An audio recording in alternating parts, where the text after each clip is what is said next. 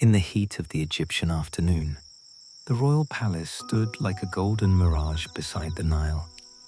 Marble floors reflected the sunlight, and carved pillars told stories of gods and kings long gone. In one such hall, the royal historian Menkaure leaned over a scroll, his brush scratching quietly as he recorded yet another tale of Pharaoh Setep-en-Ra, a ruler who, even in death, stirred whispers. They said the pharaoh's desires knew no boundaries, that in the candle-lit chambers of his palace, feasts of wine often turned into feasts of passion. The court spoke of liaisons with noblewomen, foreign envoys, and even his own trusted guards. Yet, as Menkaure dipped his brush in ink, he hesitated. Was this truth, or just the gossip of jealous courtiers? In the corner, young Prince Cayman listened quietly, his eyes wide with curiosity. His mother, Queen Nefru, had always avoided speaking about the late pharaoh, but today she broke her silence. "There are truths that the sand tries to bury," she said softly, staring toward the river. "But the wind always uncovers them." Outside, the desert wind blew hard, scattering fine grains against the palace walls. Somewhere deep within those shifting sands, the real story of Pharaoh Setep-en-Ra, lover, ruler, and scandal maker, waited to be told. The next afternoon, the palace gardens shimmered under the relentless Egyptian sun.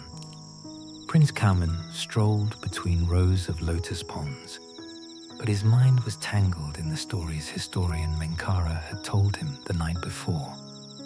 Menkaure, appearing as if summoned by thought, emerged from the shade of a date palm. "Your Highness," he said with a bow, "you've asked about the gods and love. But in Egypt, love was never just mortal.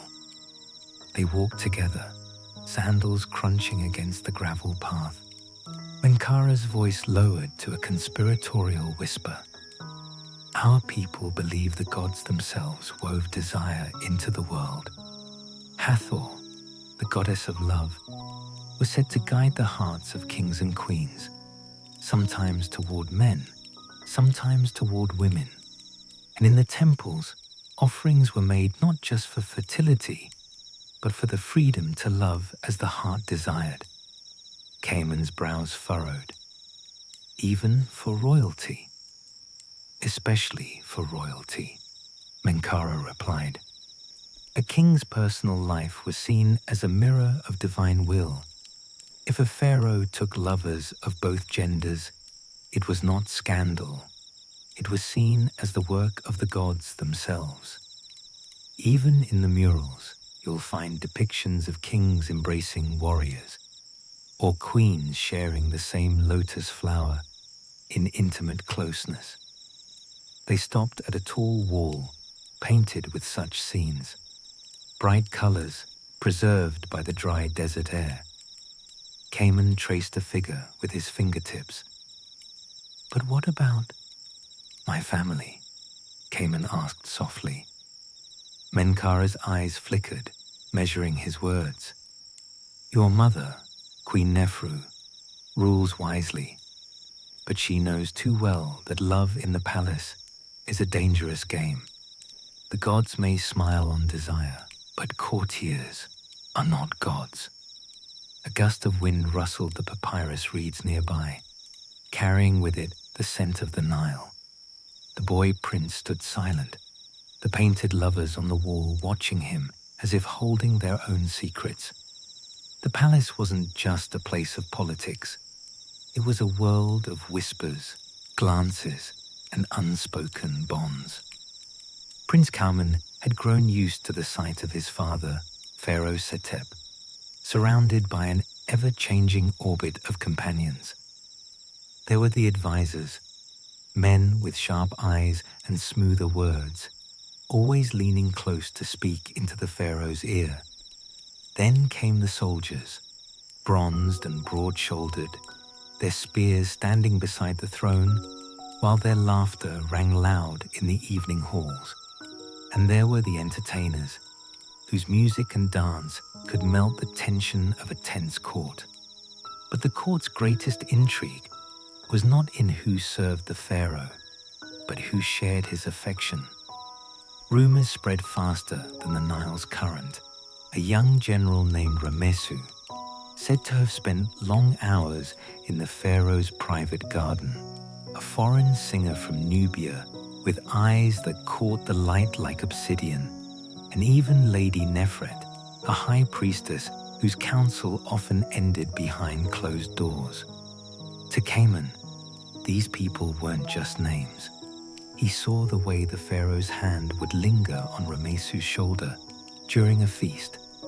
He noticed the rare smile reserved for the Nubian singer when she plucked her harp strings. And once, in the shadowed colonnade, he'd caught a glimpse of his father and Lady Nefret standing far too close for the conversation to be purely political.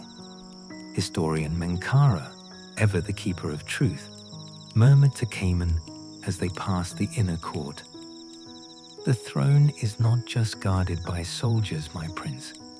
It is guarded by those who hold the pharaoh's heart." In ancient Egypt, alliances were built in bedchambers as much as in war rooms.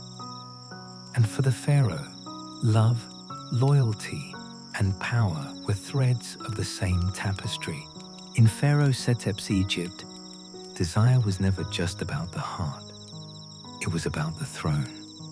Every glance, every whispered word, and every secret meeting had the weight of politics behind it. In a world where alliances could crumble overnight, a shared bed could be just as valuable as a signed treaty. Setep understood this better than anyone. His relationships, whether with Lady Nefret, the proud Nubian singer, or General Ramesu, weren't only about affection. They were bonds that kept loyalty strong. A soldier who felt the pharaoh's trust in his bed was far less likely to betray him on the battlefield. A noblewoman who shared his private chambers might secure her family's influence in court. Even Prince Cayman, the young royal often seen at Setep's side, was a symbol, a living reminder that the pharaoh could shape the future of Egypt through personal favor as much as through law. But such intimacy was dangerous. Rivals in the court whispered that Setep's passions clouded his judgment. In dusty scrolls and crumbling temple walls, historians today find both praise and scandal. Poems celebrating Setep's generosity and carvings hinting at decadence. Were these depictions truth, or the carefully crafted lies of political enemies eager to weaken his legacy? In ancient Egypt, propaganda was carved in stone. An enemy could etch a scandal onto a temple wall, and it would outlast even the pharaoh himself. And so, centuries later, we're left with a mix of admiration and rumor. A king remembered for both uniting his allies and for blurring the line between power and pleasure. For Setep, love and politics were never separate. They were the same game, one played in public courts, in shadowed halls, and in the privacy of a silken bed. And in that game, every move could mean survival or ruin. The story of Pharaoh Setep's so-called bisexual court has lived on for thousands of years. But how much of it is truth, and how much is smoke from the fires of gossip? Ancient temple carvings show him hand in hand with both women and men. But Egyptian art was often symbolic, not literal. A gesture of closeness could just as easily mean political alliance or spiritual unity. In one relief, Setep is shown gifting a golden necklace to General Ramesu. In another, he's reclining beside Lady Nefret during a feast. Are these romantic scenes, or just ceremonial tradition? Then there are the scrolls, brittle, faded papyri written long after Setep's reign. Some praise him as a ruler who embraced the hearts of all, while others accuse him of mixing the sacred and profane. But here's the problem. Many of these records were copied by scribes working for rival dynasties, men who would have had every reason to tarnish his memory. Modern historians are divided. Some argue that Setep's reign truly blurred the lines between politics, pleasure, and personal preference.